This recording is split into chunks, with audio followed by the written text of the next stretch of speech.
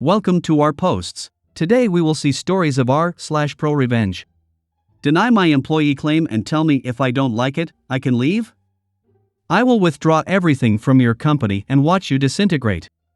I have a story that started before the COVID pandemic and just concluded a while back. Obligatory first-time poster in English is my third language, so forgive any errors I may make and my use of words.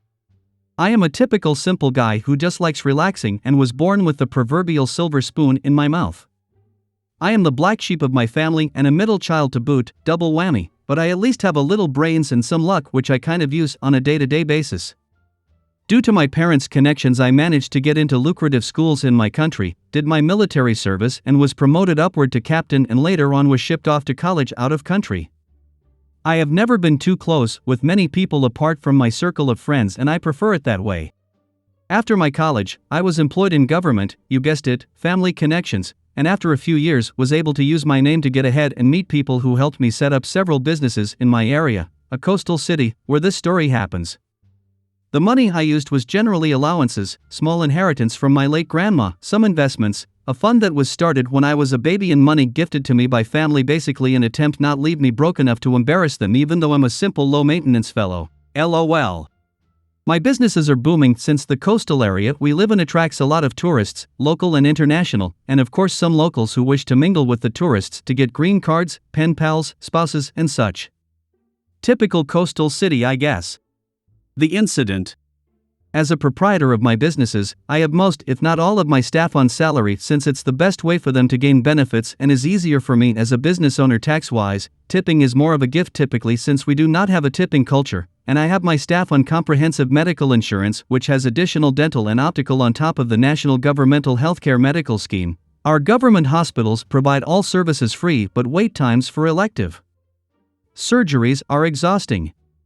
We also have a mandatory legal requirement to provide employees with retirement benefit savings, minimum of 21 working days leave, I give 30, and my businesses offer paid overtime, unhindered medical leave for surgery and serious conditions which can be extended, as well as allowances to seek treatment such as chemo or dialysis. One of my female employees, an older lady who was brilliant and had moved up the ranks to manager and was adored by all, was booked for a hysterectomy since, as she told me, she was at risk of cervical cancer as her mother had passed from it a few years back, and since she already had 4 kids it was the most logical step. She did her due diligence and found a private hospital which was in our system where she could have the procedure done. On the planned date she applied for leave days, which we obviously rejected since this fell under the scope of medical leave. She went on to have the procedure successfully and had a quick recovery time. The bill was to be catered for by the company insurance, and we had made sure to get all the necessary pre-authorizations. A few months later she came to work looking distraught, and in all honesty, we thought that she had been told that she had gotten cancer since she had asked for a day off to go for review and tests, but what happened was much worse. She had been given a bill by the hospital since the insurance had refused to pay for it, citing that it was not in the scope of cover. We were livid since we had made sure everything was in effing order. I sent my accounts manager to go have a talk with the insurance people as we tried to calm her down. The manager came back super angry and told me that basically after showing them the evidence, the insurance people just told him to buzz off. I decided to personally go visit that office and get a clear understanding of what was happening. They kept me waiting for an hour, and even after that had the audacity to inform me the director from the head office who was in the area had declined to meet me because he was quote-unquote busy. I was pissed to the high heavens, so I decided to go to their head office in the capital city, a 2-hour flight. The head office was no help and informed me that they had revised their policy and that it was not covered. I asked when the policy was revised. They informed me a month prior. I informed them the surgery was done 5 months prior and we had all the documentations. They claimed that it was 12 months retrospective. I inquired why I was not informed of it, since this was big news and I have held policies with them, and they told me that they had informed their large clients and would inform the other clients when their insurances were due for renewal. I demanded to speak to their boss, company vice president, since the CEO was not around, and they boldly told me he had no time for me, and frankly that, in verbatim, we are a large company and have no time to argue semantics with low-end clients. If you don't like it, you can frankly leave and find a new insurance company. The revenge. If I had been initially pissed, I was full-blown mad. I was livid and filled with rage. In all my years I may have experienced some disrespect and I accepted it not to make problems, but this time it went too far. I decided in the heat of the moment to switch everything and be done with them. I flew back home and just plain went to the hospital and settled the bill in full and took the receipt to my employee, who initially insisted that she would do anything to pay me back, but I refused since it was no way her fault and I'll be damned if she pays for something that was way out of her control. I had a few days to cool down and talked with my directors. The words still etched on my mind. I asked how long it would take us to switch to another insurance. They went ahead and checked out a few large rivals of the insurance we had and discovered that if we switched it would take 6 months for the new insurance to provide full coverage. The firm we picked, who I'll call New Insurance, offered us a way better deal to the one we had, and not only comprehensive cover, dental and optical, they also included mental health cover, physiotherapy and occupational therapy cover, rehabilitative services, mobility device acquisition, prosthetics and wheelchairs for some of the disabled employees, smart cards for direct payment on outpatient visits, kind of like a debit card, and a dedicated team of relationship managers, death and funeral benefits, and an expanded coverage area, plus up to 6 dependents plus spouse cover. It would cost me a little more, but I didn't really care. The people who dealt with us from our previous insurance, who I'll call Old Insurance, seemed unfazed that I was pulling my company from them since they thought it was just a small business. They looked puzzled when I came in with several people and a few boxes of documents. What they failed to realize was that apart from that one business, which is a restaurant, I have 3 popular bars, a cab company, a hotel resort, cleaning service chain, a building and residential guard service, and several rental buildings in the town and around the country. Their shock was compounded when they were informed by the lawyer just who I am, and the shock, awe, confusion, and panic when they heard my family name was an extremely satisfying sight. Cue the pleading and attempted negotiations and apologies. It was so big that the news reached their head office, who sent not only their director, the one who was apparently too big to see me, but also their chief legal officer, chief financial officer, and president of the company. I somehow also earned a personalized call from their CEO, who was abroad.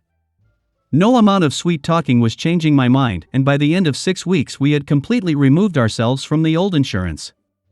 It was now a waiting game to the beginning of the new insurance cover, and we really hoped that no one would become unwell by that time, but we were ready just in case.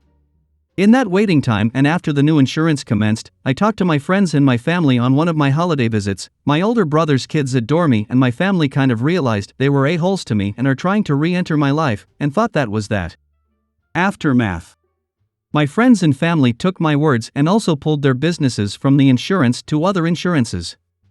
The company took such a huge hit, and when COVID came around and was a big deal, they were barely floating. They went into receivership soon after and were acquired by the insurance I had moved to, who happened to be their greatest rivals. The directors and CEO were given their golden parachutes and resigned, and most of their employees were luckily retained apart from the senior executives, including the ones who told my manager to buzz off. In a cruel twist of irony, the building they were operating on in our town was sold, and if you guessed I purchased it, you would be absolutely correct. I decided to remodel the inside and turn it to a business rental space. All in all, it was a bit of a sweet payback, and wherever they are, I hope those disrespectful guys learned that everyone is human and they are not above anyone, and remember that karma is a cold and heartless witch. Next story. Dealing with an entitled neighbor. Just flipping through a few stories and reading about entitled drivers getting their just desserts. This made me think back to my days as a paramedic. We got a call to a house where there was a bariatric patient who had fallen. The patient was morbidly obese and weighed around 30 stone, 420 pounds. This story isn't really about them though. There are many reasons people get to this size, and I've never judged, only helped. No, the problem here was a really arrogant neighbor we had come across before, and boy was this chap an judgmental moron. Our patient had a car and had a disabled parking permit. They also had a council-designated disabled parking spot outside their home which the neighbor kept parking in. There had been a number of letters from the council regarding this, and a number of parking fines just served to annoy this chap even more. On the day of the story, I took the call that the patient had fallen and we went to the house. Sure enough, the neighbor was not only parked in the disabled spot but had parked a second car blocking access to the patient's driveway. I assessed the patient and suspected they had a broken hip, so needed to go in. I sent my colleague round to the neighbor to ask them to move the cars, and when they came back I was told the neighbor had just told my colleague to do one. No problem, time to get the message home. I radioed through to our control center and asked for the fire service and police. We needed the fire service to help lift the guy and the police to do a little parking control. The fire service were the first to arrive and I spoke to the crew commander to let them know what the situation was. A fireman went to the house to ask the neighbor to move the car and was told the same as my colleague. The message was relayed back and the watch commander just asked me one question. Is the patient's life at risk? I knew exactly where this was going and it was time our thoughtless Neighbour got the message. My answer was yes, there is equipment I need to get into the house and the driveway is blocked preventing me doing so. The watch commander told the fire truck driver to move those vehicles. It was really satisfying to see both vehicles being pushed down the road by the fire service, and the look on the neighbor's face as he came out spitting and screaming was well worth seeing. His complaints to the police fell on deaf ears. They were well aware of his history of obstruction, and my clinical assessment that the patient's life was in danger was more than enough justification for the vehicles to be moved. I doubt it made our patient's life any easier, and sadly they died a few months later without leaving hospital, but it really did bring a smile to their face as we wheeled them out. I hope you guys liked this video. If you did, make sure like, comment, share and subscribe the channel or posts.